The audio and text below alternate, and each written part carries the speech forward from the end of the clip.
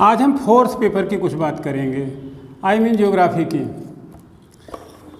लेकिन कुछ बातें लास्ट में बताएंगे जो सर्वाधिक महत्वपूर्ण रहेंगी, उसे ज़रूर सुन लीजिएगा। देखिए भूगोल भी 200 नंबर का है, तो इसमें उत्तराखंड के भूगोल भी काफ़ी हद तक पूछे जाते हैं। इस नाते उत्तराखंड की नदी प्रणाली, उत्तराखंड की भूगर्भिक संरचना, हिमालय का महत्व, हिमालय का महान होना, बादल का फटना, नदी घाटी परियोजनाएं, टिहरी बांध या ऐसे पर्यावरण से जुड़े हुए मुद्दे और ऐसी एक आपदा की संकल्पना जो 2013 जैसी हो उत्तराखंड में फिर न आए, इस पर आपके विचार। तो भूगोल में ये चीज़ें भी समाविष्ट होंगी। सामान्य तौर पर आप भूगोल की पढ़ाई की शुरुआत भूगर्भिक समय सारणी से कर सकते हैं। अक्षांश, देशांतर, अंतर्राष्ट्रीय तिथि रेखा, अक्षांश रेखाएं क्या कहती हैं, देशांतर रेखाएं क्या कहती हैं, दोनों मिल के क्या कहती हैं, अंतर्राष्ट्रीय तिथि रेखा का अधिमान क्या है, ये पहले और दूसरे प्रारूप के लिए, खंड के लिए, भाग के लिए सही रहेंगे। यहाँ पे ख़ास तौर पर आप फिजिकल जियोग्राफी और जियोमॉर्फोलॉजी एक ही तरीके से समझें। Better you can say geomorphology and climatology आप अच्छे से पढ़ लें तो काफ़ी क्वेश्चन आपके बन जाएंगे। अगर हम छोटी छोटी टिप्पणियों की बात करें तो कुछ पर्यावरणीय संकल्पनाएं हैं भूगोल में, संभावनावाद, नियतिवाद, नवनियतिवाद भी आप अच्छी तरीके से जानें। भूकंप है, ज्वालामुखी है, सुनामी है, धरातली रचनाओं की उत्पत्ति के कारण है, प्लेट टेक्टोनिक थियरी है, ग्रुप डिस्प्ले आपका समूह विस्थापन का वो क्या है, महाद्वीपीय विस्थापन का सिद्धांत है, महाद्वीपीय प्रवाह का सिद्धांत है, प्लेट टेक्टोनिक थियरी है। ये सब चीज़ें आप ठीक से पढ़ लें। इसी तरीके से क्लाइमेटोलॉजी में क्लाइमेट के विभिन्न संदर्भ, जलवायु क्या है, जलवायु और मौसम क्या है, दोनों में अंतर क्या है, वायु क्या है, वायु राशियाँ क्या अंतर, उष्ण अभिसरण क्षेत्र क्या है, मानसून क्या है, मानसून पर एलिनो लानीना का क्या प्रभाव पड़ता है, ये एलिनो लानीना क्या भूमंडलीय तापन के लिए भी जिम्मेदार हैं, जैसे संदर्भ भी महत्वपूर्ण रहेंगे। अगर भूमंडलीय तापन महत्वपूर्ण रहेगा तो भूमंडलीय शीतलन भी कम महत्वपूर्ण नहीं, उस पर भी चर्चा यद्यपि हम करेंगे, तो आप थोड़ा सा उसे भी देख लीजिए। ये सब चीज़ें करते हुए मोनेक्स का कंसेप्ट भी देख लें। रुधिर वर्षा क्या होती है, आम्र वर्षा क्या होती है, जैविक वर्षा क्या होती है, पूर्वी तट पर वर्षा कम क्यों होती है, पश्चिमी तट पर वर्षा ज़्यादा क्यों होती है, प्रायद्वीपीय क्षेत्र में भूकंप नहीं आने चाहिए, दृढ़ भूखंड है, फिर दक्कन के पठार भूकंप क्यों आते हैं, ऐसे तमाम बातें हैं, आप इन सबको देखें। मानसून की स्थापना में हिमालय पर्वत तंत्र की भूमिका पर भी क्वेश्चन पूछा जा सकता है, हिमालय महान क्यों है, यह बात भी पूछी जा सकती है। इन्हीं संदर्भों में वायुदाब पेटियों का निर्माण हुआ, धाराओं की उत्पत्ति हुई, ऐसे संदर्भ भी इम्पॉर्टेंट रहेंगे, इस पर भी दिमाग लगाएं।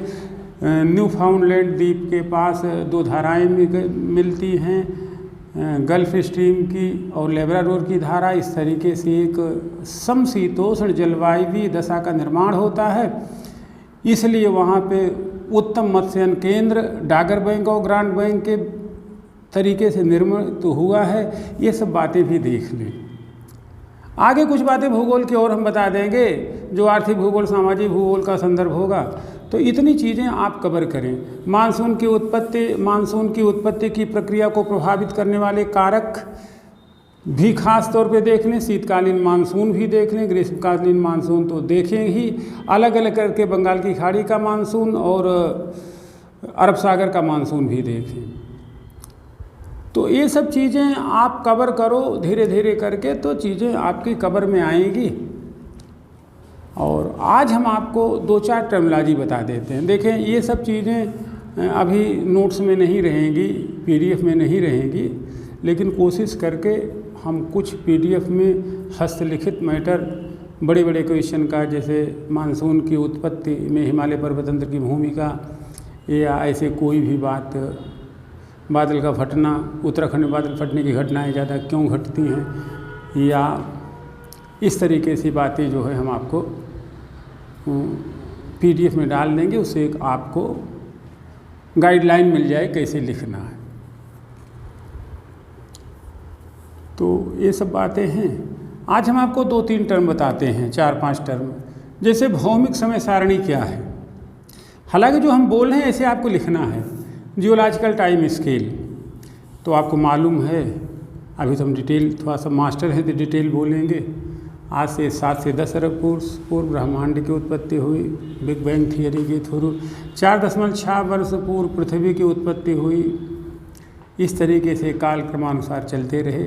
तो उत्पत्ति के दिन से हमारी पृथ्वी पर घटी हुई घटनाएं, भौगोलिक भूगर्भिक बनी हुई रचनाएं, उत्पन्न हुए जीव का काल क्रमानुसार अध्ययन ही भौमिक समय सारणी है, जिसे हम एजोइक, पेलियोजोइक, मीजोजोइक, सीनोजोइक और नियोजोइक के रूप में बांटते हैं। अगर 25 नंबर लिखना है तो आई थिंक सफिशिएंट।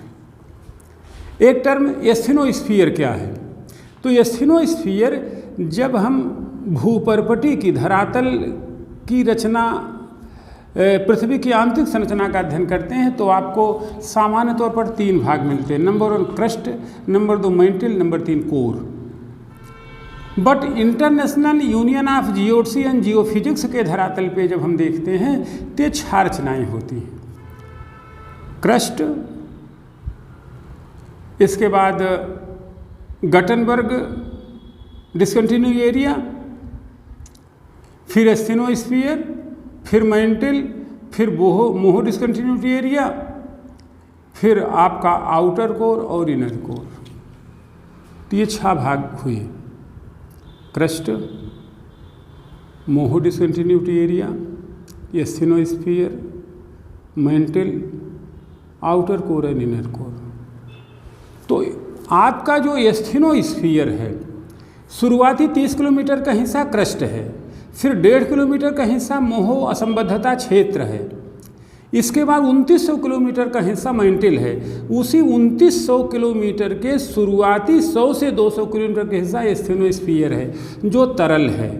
यह निम्न गति मंडल भी कहा जाता है क्योंकि लहरों का वेग यहाँ पे कम हो जाता है। और ख़ास बात है कि प्लेट टेक्टोनिक थियरी यहीं पे प्लेस पाती है और यहीं से धरातली उत्पत्ति की घटनाएं घटती हैं। तो मैंटल का शुरुआती 100 से 200 किलोमीटर पिघला हुआ भाग, जिसे निम्न गति मंडल के नाम से जाना जाता है, प्लेट टेक्टोनिक सिद्धांत यहीं पे स्वरूप पाते हैं और यही प्रभाग भूमंडलीय रचनाओं के निर्माण में सहायक हो गया। ऐसे एक चीज़ आप सोचो, ये सब पूछे जाएंगे, दक्षिण के पठार डीकन प्लेटों पे भूकंप क्यों आते हैं, जबकि अगर अभी आप अपने आप मथुरा से, आगरा से आगे बढ़ें, आगे मैसूर की पहाड़ी तक जाएं, झांसी नागपुर होते हुए बल्लार सा जो भी है एरिया, विजयवाड़ा, तिरुपति, वारंगल, तो आप देखेंगे भूखंड दृढ़ है। तो फिर यहाँ भूकंप क्यों आते हैं? तो यहाँ पे भूकंप आने के कुछ महत्वपूर्ण कारण हैं। पहला कारण है नर्मदा ताप्ती की भ्रंश घाटियाँ। बस थोड़ी थोड़ी चीज़ ही सीखें, बाकी हाथ पांव मारे लिखें।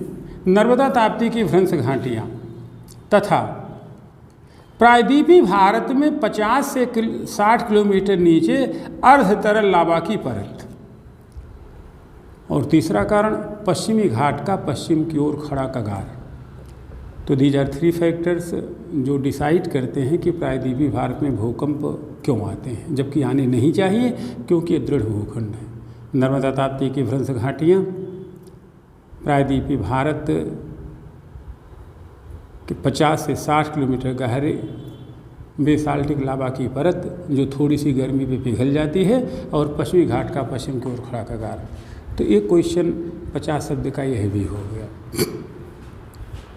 थोड़ा सा आगे बढ़ें तो कभी कोई सूर्य नियतांक क्या है, लेकिन सूर्य नियतांक जाने से पहले एक चीज़ जान लें, वायुमंडलीय संघटन जरूर जानें।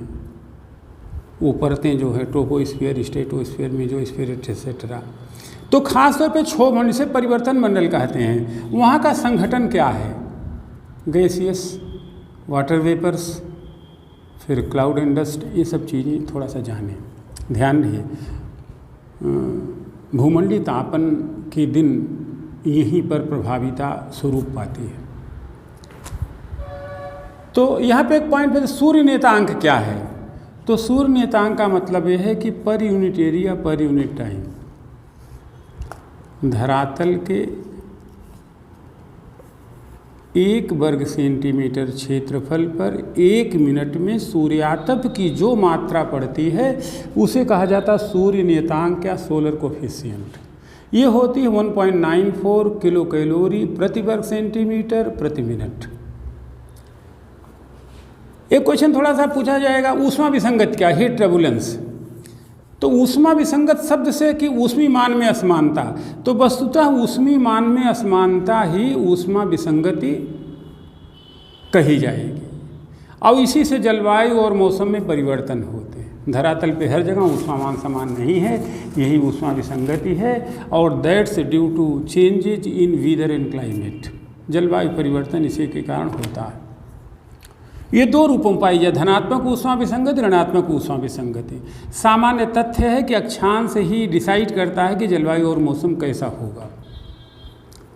तो अगर हम 60 अंश अक्षांशों के पास पहुँचें, जब हम नॉर्वे और स्वीडन के पास हों, पश्चिमी द्वीप समूहों के पास हों, तो अक्षांशीय स्थिति कहती है कि यहाँ पे तो ठंडक होनी चाहिए, लेकिन होती है गर्मी। तो यह धनात्मक ऊष्मा विसंगत का एग्जाम्पल है। जब किसी स्थान का तापमान अक्षांशीय स्थिति के अनुकूल न हो करके इतर हो, ज़्यादा हो, तो उसे कहा जाएगा धनात्मक ऊष्मा विसंगति। उदाहरण है पश्चिमी द्वीप समूह और नॉर्वे और स्वीडन के देश। यहाँ पे तापमान की उच्चता वस्तुतः होती है धाराओं के, गल्फ स्ट्रीम के कारण। इसी तरीके से ऋणात्मक ऊष्मा विसंगति, जैसे अपना हिमालय है या अफ्रीका की किलिमंजारो है, यहाँ की अक्षांशीय स्थितियाँ कहती हैं जो 23-25 के आसपास हैं। अक्षांशीय स्थितियाँ कहती हैं कि यहाँ की तापमान ज़्यादा होना चाहिए, लेकिन हिमालय पे व्हाटमोर अपने मसूरी में ही तापमान थोड़ा कम होता है। तो इसे कहते हैं ऋणात्मक ऊष्मा विसंगति। अब जब अक्षांशीय स्थिति के इतर तापमान में कमी हो, जबकि होना ज़्यादा चाहिए, तो इसे कहा जाएगा ऋणात्मक ऊष्मा विसंगति। यहाँ पे वस्तुतः ये चीज़ें ऊंचाई से निर्धारित होती हैं। आपको पता है कि क्षोभ मंडल में जब हम 165 मीटर की ऊंचाई पे होते हैं तो तापमान में 1 डिग्री सेंटीग्रेड की कमी आ जाती है। 165 मीटर की ऊंचाई जब चलेंगे तो तापमान 1 डिग्री सेंटीग्रेड कम हो जाएगा। इसी तरीके से 1 किलोमीटर नीचे 1000 मीटर की ऊंचाई पर होंगे तो तापमान में 6.05 डिग्री सेंटीग्रेड की कमी हो जाएगी। तो जो टॉपिक्स बताए हैं इस पे आप लिखें, पढ़ें। कुछ और बातें 1-2 दिन बता देंगे, उसे कवर करें। फिर पोल्ट्री को नामे भी बता देंगे, पढ़ते रहो। अब जो इम्पॉर्टेंट बातें, अब यह तय हो चुका है कि हम 28 जून से 8 जुलाई तक आपको प्रतिदिन 8-8 घंटे धर्मपुर में पढ़ाएंगे। एग्जैक्ट लोकेशन जैसे जैसे आपसे संपर्क बढ़ता जाएगा आपको बता देंगे, तो वो आपको पता लग जाएगा। अब यदि आप हमारे संपर्क में आना चाहते हैं तो हमारे साथ फ़ोन के माध्यम से जुड़ें, जिससे हम लोग एक दूसरे की परिस्थितियों को अच्छे से जान सकें और समुन्नत पढ़ाई हो और हमारे पढ़ाने से टॉप करें आप।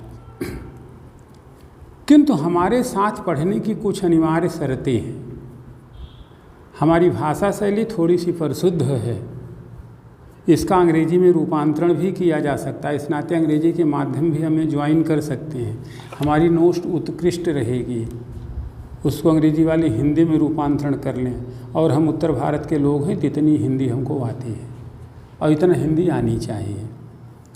तो इसके लिए हमारे पास जीएस ढेर सारी वीडियो पढ़ें। कृषि में नवाचार, इतिहास बोध, महाद्वीपीय विस्थापन का सिद्धांत, ऐसे ढेर सारे वीडियो पड़े हुए हैं। उन वीडियोज़ को आप इंटरटेन करें, उसमें से सेलेक्ट कर लें। सबसे इम्पॉर्टेंट बात यह है कि आप हमारी कोरोना की 21 कड़ियों के वीडियो पड़े हुए हैं। अगर वह वीडियो आप पढ़ लेते हैं अभी से तो निबंध आपका नंबर 1 का हो जाएगा। और सबसे ख़ास बात होगी कि जब 28 जून को हमारे से आप रूबरू होंगे तो हमसे ट्यूनिंग रहेगी, हमारी बात समझ पाएंगे। हमारी बात समझ पाना ज़रूरी है, वो थोड़ी सी मुश्किल भी है। इस नाते तब तक हमसे ट्यूनिंग बनाएं बेहतरी के लिए। वो 21 वीडियो बढ़िया से पढ़ लें, सुन लें, उसका आपको फ़ायदा होगा कि आपके शब्द विन्यास भाषा शैली समुन्नत हो जाएंगे। और निबंध का आपको वैसे तो 2 निबंध पूछा जाना है, एक 700 का, एक 500 का। 1200 के निबंध पूछे, 1200 शब्द लिखने हैं तो 1000 शब्द तो उसी में से मिल जाएंगे, बाकी 19-20 चलता रहता। तो कोरोना के सच की 21 कड़ी आप जरूर देखें। हम आ रहे हैं, पहला पेपर, 6वां पेपर और 7वां पेपर आपका कराएंगे। अगर आप यहाँ पे आते हैं तो पोल्ट्री इकोनॉमी भी करा देंगे, 5 पेपर करा देंगे। वो सब आपके विवेक और परिस्थिति पे है। नोट्स भी आपको मिल रही है देहरादून में पढ़ाए गए पेपर की 1/7 की। तो जैसे आप सोचें वैसे आप जोड़ें, लेकिन हमारी वीडियो जो इम्पॉर्टेंट हों, जो संख्या में लगभग 150-200 के बीच में हैं, उसमें जो आपके लिए ज़रूरी हो आप उसको ज़रूर पढ़ लें। नई शिक्षा नीति वगैरह पे वीडियो है तो आप खासा लाभान्वित रहेंगे। अभी आप जाकर भी कितने पॉइंट देखें, पढ़ें, फिर और 125 शब्द वाले भी आपको बताएंगे, 250 से उनके 2-1 आंसर भी हम आपको PDF में डाल देंगे। आनंद शुभकामनाएं, जल्दी फिर मिलते हैं।